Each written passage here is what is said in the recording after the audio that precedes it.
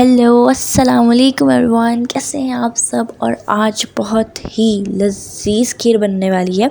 और इस खीर को बनाने के लिए ना कंडेंस मिल्क चाहिए, ना क्रीम चाहिए, ना खोया चाहिए, लेकिन फिर भी टेस्ट में इन सब चीज़ों को डाल के जो खीर बनती है उनसे बहुत मज़े की होगी। और कैसे बनेगी ये देखने के लिए आपको पूरी वीडियो देखनी पड़ेगी, कुछ भी स्किप नहीं करना। बहुत छोटी सी वीडियो है और ईद पर यही रेसिपी बनानी है। चलें स्टार्ट करते हैं।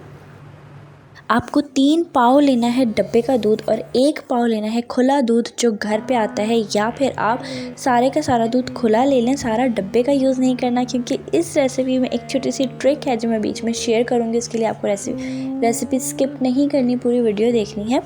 चावल आधा पाव लेकर भिगो दिए पानी में, अच्छी तरह से ज़्यादा सारा पानी डालना है। इसे कम से कम 20 मिनट और ज़्यादा से ज़्यादा 2 घंटे आप भिगो सकते हैं। चीनी आधा कप और 4 टेबलस्पून्स हैं, या आप अपने टेस्ट के हिसाब से डाल सकते हैं। मैंने बेकिंग वाला मेजरिंग कप यूज़ किया है। नीडो है पाउडर मिल्क, ये आपने लेना है 5 टेबलस्पून्स।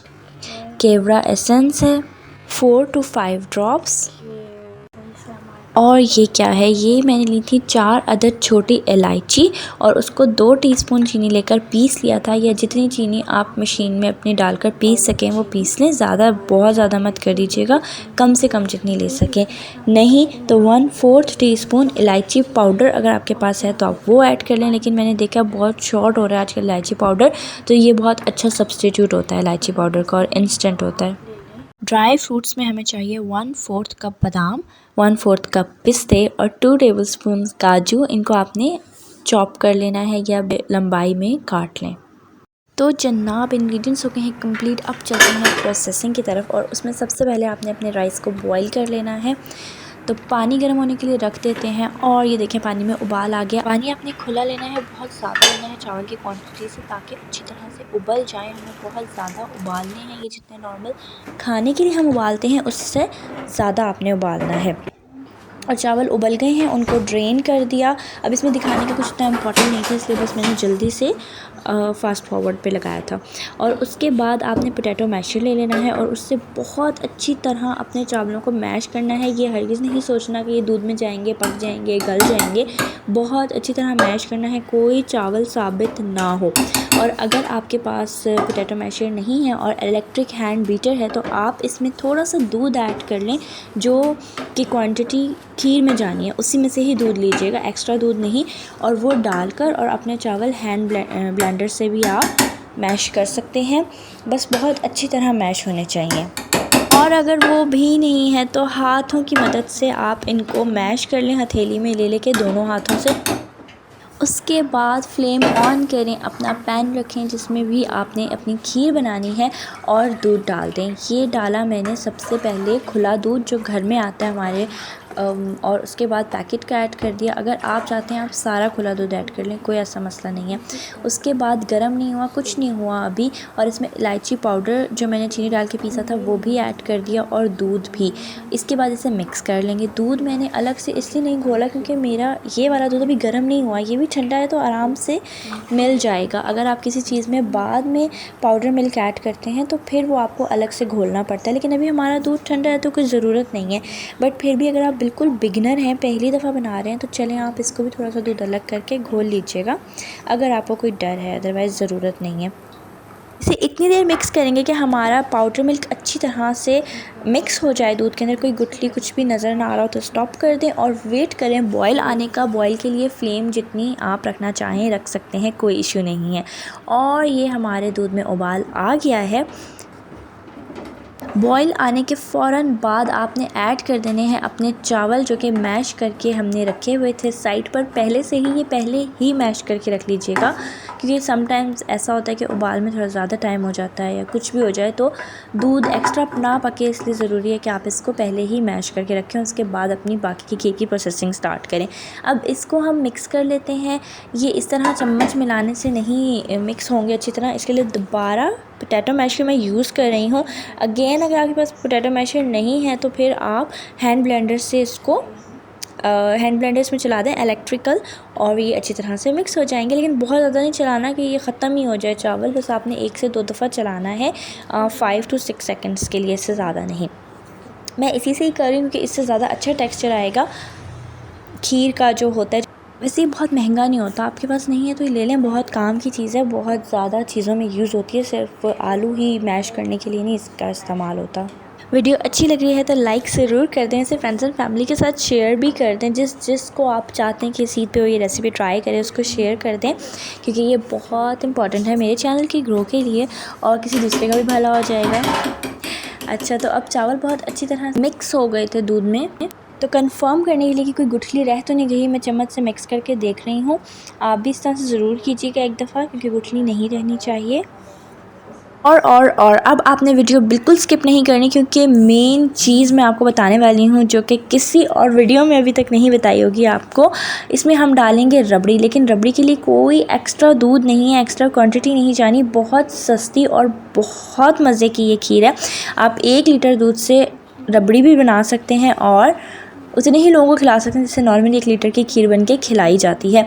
तो क्योंकि हमने इसमें 1 कप 1 पाव जो है दूध डाला था खुला, तो इसलिए बलाई तो जमा होगी। तो बलाई जैसे टॉप पर आ जाए तो उसे आपने चम्मच से आराम से किनारे पे लगा देना है, इस तरह नहीं कि वो टूट जाए।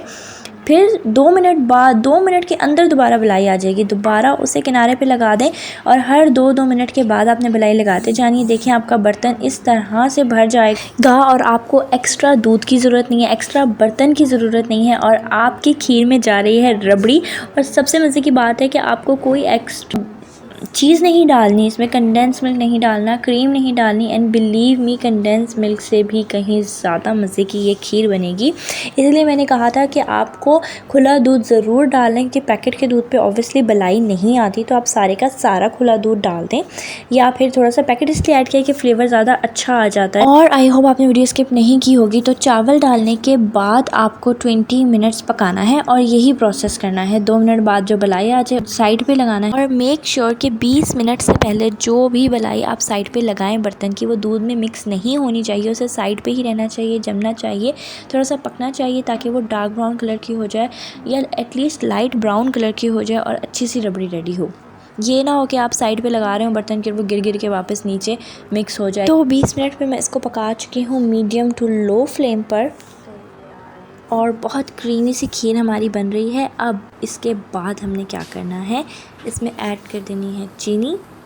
एक दफ़ा ज़रूर ये खीर ट्राई कीजिएगा, बिलीव मी फ़ैन हो जाएंगे आप इसके, और वीडियो आपने अभी भी स्किप नहीं करनी। चीनी डालने के बाद 15 मिनट मज़ीद पकाना है लो फ्लेम पर। इससे क्या होगा कि चीनी जो पानी छोड़ेगी वो ड्राई हो जाएगा और हमारी खीर की कंसिस्टेंसी बड़ी अच्छी बनेगी। आपने बस एक बात का ख्याल रखना है कि चावल जो मेजर करने हैं वो पाव के कप से ही करने हैं या मेजरिंग कप से करने हैं, क्योंकि उसके अलावा कप भाई बहुत साइज़ेस के आते हैं। तो चाय का कप मैं तो कभी भी किसी को भी प्रेफर नहीं करूँगी कि आप कोई रेसिपी बताते हुए चाय के कप का बोलें कि 1 कप डाल लें, 2 कप डाल लें। तो फिर आप लोग बना रहे हैं यही रेसिपी ईद पे, ज़रूर बनाइएगा और मुझे पिक्चर्स इंस्टाग्राम पे शेयर कीजिएगा। बहुत मज़े की है रेसिपी, और अगर आपको रेसिपी अच्छी लग रही है, डिफरेंट लगी है, तो वीडियो लाइक करना मत भूला करें और इसे फ्रेंड्स एंड फैमिली के साथ शेयर भी करें। चीनी पक गई है, ये जो इस तरह से बबल्स उठ रहे हैं ना, इसका मतलब है कि चीनी का पानी ड्राई हो चुका है। इस स्टेज पे आप चख लीजिएगा, अगर आपको मीठा कम लगे तो आप चीनी और ऐड कर सकते हैं और बस 5 से 10 मिनट और पका लें, क्योंकि ज़ाहिर है अगर अब आप ऐड करेंगे तो वो 1 से 2 टेबलस्पून्स में ही होगी वो क्वांटिटी, तो वो जल्दी ड्राई हो जाएगा उसका पानी। ये देखिए मैं भी चख रही हूँ क्योंकि समटाइम्स चीनी भी फीकी आ जाती है, बट बहुत अच्छा फ्लेवर हो गया, मुझे ज़रूरत नहीं है और ऐड करने। और लास्ट में अपने ड्राई फ्रूट्स लंबाई में काटें बारीक बारीक और ऐड कर दें। इस स्टेज पे मैं ऐड नहीं करी क्योंकि घर में कोई भी नहीं खाता।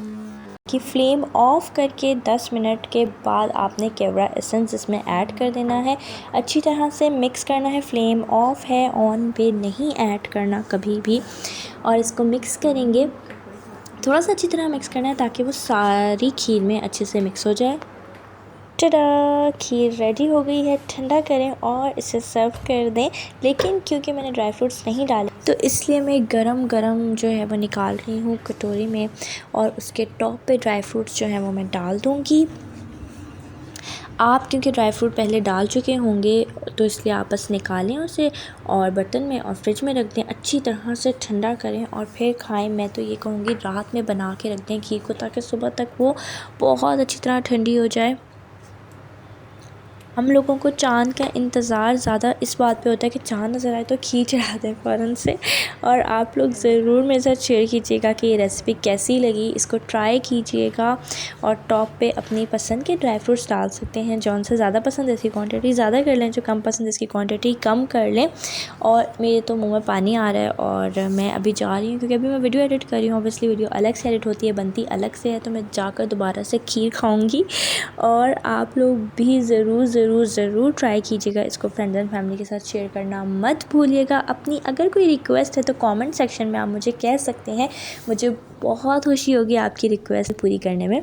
तो नेक्स्ट वीडियो में मिलते हैं। अपना ख्याल रखिएगा, ईद में मुझे भी याद रखिएगा ये खीर बना के। अल्लाह हाफिज़। मुझे पता था वीडियो लाइक तो की नहीं होगी, इसलिए मैं नहीं गई। वीडियो लाइक करते हैं भाई, कोई पैसे नहीं आते वीडियो लाइक करने में, और ना ही इसको शेयर करने में कोई पैसे आते हैं, तो इसको शेयर ज़रूर कीजिएगा। अब पक्का वाला। अल्लाह हाफिज़।